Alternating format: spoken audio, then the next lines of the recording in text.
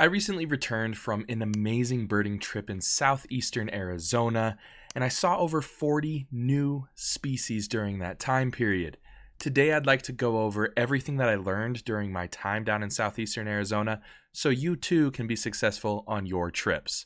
Let's dive in.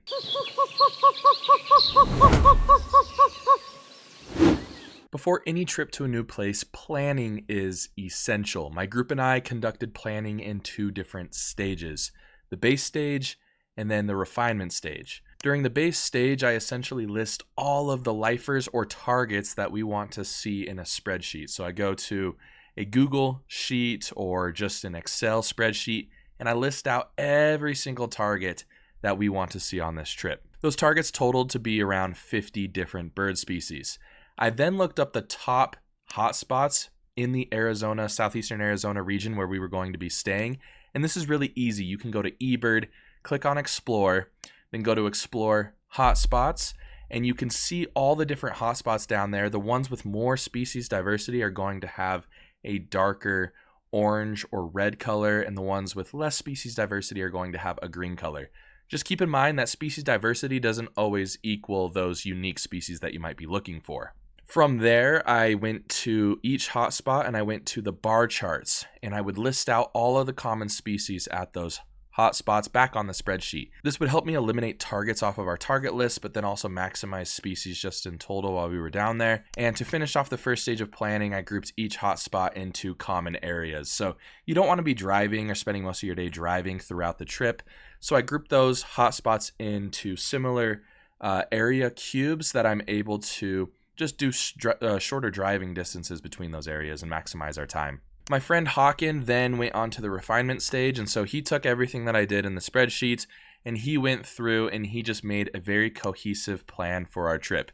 Now, it's important to remember that these plans don't have to be super strict, like you have to follow these plans, but if you make a really good itinerary, then you actually get more time back and you're more flexible, which we'll talk about in a little bit. If you're interested in seeing the entire adventure, go check out Bright-Eyed Birding, my main channel, where all of those videos are listed in a playlist that I'll link below. Now let's move on to some logistics. I would recommend visiting southeastern Arizona in early May unless there's a specific species you want to see later in the season. This will actually maximize the number of birds available to you thanks to the spring migration that takes place during that time period. And there's some birds that come in a little later.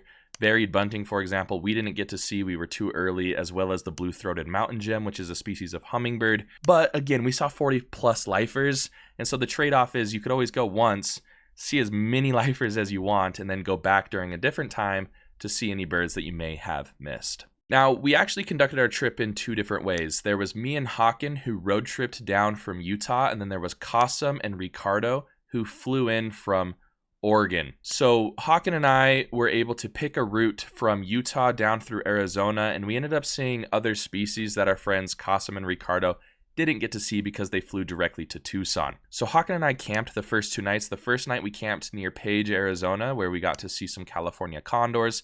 And the second night we camped near Phoenix, where we got to see the rosy-faced lovebirds and some other species that our friends miss, like Harris's hawks. We then picked up Ricky and Qasim in Tucson at the Tucson airport, and then we drove to an Airbnb down in Green Valley, Arizona. Now, before we get into the Airbnb and logistics there, if you're planning on camping, I'd recommend checking out campsites on the app called Dyrt. I'm not sponsored, but it's DYRT. This app lists the paid campsites and the free campsites. The first night, Hawken and I had an incredible view.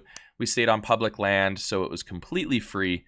The second night, we each paid about $15 to camp at a paid campsite in Phoenix, Arizona. Also totally worth it. Either one will work. One of them didn't have bathrooms. The other one did have bathrooms.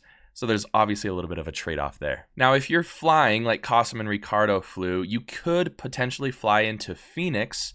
This would allow you to attempt to see like the rosy-faced lovebirds and maybe the Harris's hawks, for example, although there are Harris's hawks down near the Tucson area. We just didn't get lucky in seeing them. But alternatively, flying into Tucson helps you maximize your time in southeastern Arizona, so you don't have to spend at least 2 hours driving from Phoenix down further south. Like I mentioned before, we got an Airbnb in Green Valley, Arizona, which in my opinion is the best place to stay It is a pretty nice community. There is a Walmart, there's plenty of gas stations, restaurants, everything you could possibly need in Green Valley.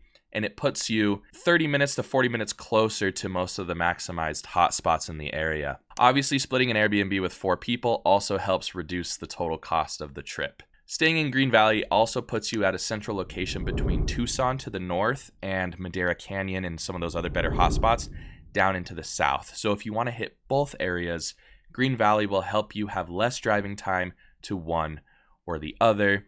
And I just think it's the best place to stay if you're staying there, except for the lodges at Madera Canyon. If you can afford to stay at like some of the lodges at some of these specific hotspots, that would be an awesome experience, but Green Valley is good enough. All right, enough with the logistics. Let's get into our itinerary and the hotspots that we did once we officially arrived in Green Valley on May 6th. So on May 6th, day 1, we woke up around 5:30 a.m. in the morning, and we drove just southeast of Green Valley to Madera Canyon. We wanted to maximize our chances of seeing the coppery-tailed trogon, which is one of the main targets in the area, so we drove directly to Madera Canyon and up to the top to the Carrie Nation Trail, and we started hiking there around 7:30 a.m. We went about 2 miles until we actually found a coppery-tailed trogon, but we could hear them the entire time we were hiking. Just note that none of these birds are guaranteed. You can put yourself in the best position to see them, and that's all you can do as a birder. We got very lucky. Additional birds on the trail included painted redstarts, we had hepatic tanagers, and we had red-faced warblers. We also got very lucky and we saw yellow-eyed juncos, which means that almost all of our targets that we were going to go see at Mount Lemmon, we actually saw on the first day. Now, this will be important when I come to the end of this itinerary where we did some tweaks. We were there on the Carrie Nation Trail for about 3 hours, and then we headed down to the Santa Rita Lodge, which is one of the best lodges in southeastern Arizona, right in the middle of Madera Canyon. This is where we got our lifer broad-billed hummingbirds and great views of Rowley's hummingbirds. They also have a really cute gift shop where you can find some great souvenirs. I have 2 little girls, so I got them some stuffies, or you can get yourself something really nice as well to remember your trip. At around 11 a.m., we exited Madera Canyon and we went over to Box Canyon, which is one canyon over, to look for 5-striped sparrows. We struck out with those, but we ended up seeing canyon towies, which were lifers, as well as a gray hawk. And it ended up being a great experience regardless of missing the 5-striped sparrows. Now, if you're not into birding all day long, taking breaks from around noon to 3 is probably your best strategy. Just go home, eat some lunch, take a nap. We were still able to find some pretty cool birds while we were out there in the middle of the day, but activity definitely slows down when it gets hot. At 3:30, we headed home for lunch, and some of us took naps, and then we headed back out about 6 p.m. We went back to Box Canyon, and at the base of Box Canyon is a bridge where a buff-collared nightjar, which is a really rare bird for the region, typically comes out just after sunset or just before sunset. We also heard elf owls calling there and saw some lesser nighthawks, and this concluded our first day of the trip. Day 2 on May 7th was a really fun day. We started at Santa Gertrudis Lane around 7 a.m., and I'll show you where we parked on the map because it's kind of confusing. You have to park, and then you have to walk down this what's labeled as a private road, but it's just private for vehicles, I guess. So you walk down this road, and then you can gain access to the trail about halfway. And here there were some green kingfishers, which are also pretty rare for the region. That's more of like a South Texas bird. We ended up missing them on the first day, but to find the green kingfishers during this time of year, assuming they come back next year, you just camp out on the sandbar, and then you just got to wait for one to just zip by. So around 9 a.m., we left Santa Gertrudis Lane, and we headed to the Patton Center for hummingbirds. This place is a must-see for southeastern Arizona. They have some incredible feeder setups there, and they have it's like the one spot you can consistently see violet-crowned hummingbirds in the region. Obviously, we saw them. This was a lifer for us. We also saw some other fun species like summer tanagers and some of the Arizona woodpecker specialties. We stayed there for a little while, and then we kind of hit the midday lull once again. So around noon, we headed to Patagonia State Park, and we spent way too much time. There's a reserve right before Patagonia State Park called the Sonoyta Creek State Natural Area. Just a heads up, to get in there sometimes, they'll have a sign that says, no access today, it's too hot. Just go to the visitor center. You just need a permit at Patagonia State Park. They'll give you a permit if it's available to the public at the time. That's what we were able to do when we were able to access the natural area. But yeah, we didn't have any success there. We spent way too much time there, didn't see that many birds. So we went back to Patagonia State Park. There's a trail at the east side of the state park called the Birding Trail. It has a ton of shade. It's a great place to cool off in the middle of the day. We saw cool birds like vermilion flycatchers, and we even spotted a zone-tailed hawk there briefly as well. On the way back from Patagonia State Park, we actually stopped at a little waste treatment plant for some black-bellied whistling ducks. Remember that birds move, so anything that I mention here today or any rarity that I mention might not be there in the future, but some of these things have been coming back to the same spots for years at this point, so they're worth mentioning. Of course, if you have any specific questions about the locations that I'm referencing, my link to my trip report will be in the description below. This concluded day 2 of the trip. Day 3 was May 8th. We got up extremely early again and arrived at Miller Canyon, which is another awesome place for birding. We got there a little late, around 8 a.m. And a little ways up that trail is, at the time that we were there, a flame-colored tanager nest. If you're interested on how we got some of these really good locations, you can join the Arizona State Birding Discord. Each state, almost every state in the U.S., has a birding Discord that you can join. You just got to ask around and you'll find the links out there. And that's how we were able to find the flame-colored tanager location. But further up that trail, if you keep hiking like 1.5 miles to 2 miles up further, at the peak of that trail, the trees get really big, and we got another really rare bird, the buff-breasted flycatcher. Both of these birds are extremely rare for the United States, are some of the only birds of these species that you can find in the U.S. is on this trail. Definitely recommend Miller Canyon. Near the base of the trail and near the parking lot is it's a private residence called the Beatty's Guest Ranch. You can actually stay there, but there's a gate with a little donation box on it. You can donate. They highly encourage you to donate, but you can go through that gate and you take this trail on the Beatty's Guest Ranch, and it takes you up to these bleachers set up with a whole bunch of hummingbird feeders. It's really, really cool, and typically you can find a blue-throated mountain gems there, but again, we were too early, so we didn't get to see those. After that, we headed to Ash Canyon, which was pretty close nearby to Miller Canyon. There's an awesome feeder sanctuary there called the Ash Canyon Bird Feeder Sanctuary. Just be aware that it is closed on Thursday mornings, but this place is your best chance of seeing a Lucifer hummingbird. And although we had to wait about 1.5 hours before we saw ours, it eventually did show up. Your best chance, though, is seeing it in the morning. From here, we drove down to Hereford Road, which is just down the way. At the time, we had been missing out on Pyrrhuxia, which is a desert cardinal specialty species in the area. We just did not get lucky the whole trip trying to see it. But this road, Hereford Road, is one of the best places to see the Pyrrhuxia. Definitely recommend you checking out the road if you're still missing Pyrrhuxia on your list. There's some side roads that are dirt that you can drive down and pull over and look.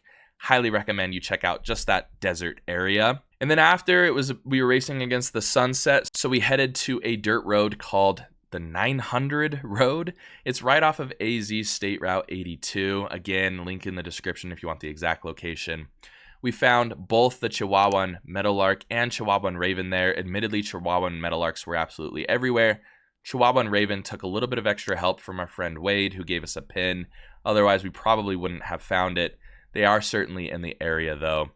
This concluded day 3. On day 4, it was May 9th. We started much earlier than the day before, and we went to Montosa Canyon, which is another great spot for five-striped sparrow. There's a bit of a cement culvert or like ditch that right at the mouth of the canyon, you kind of drive down over this ditch.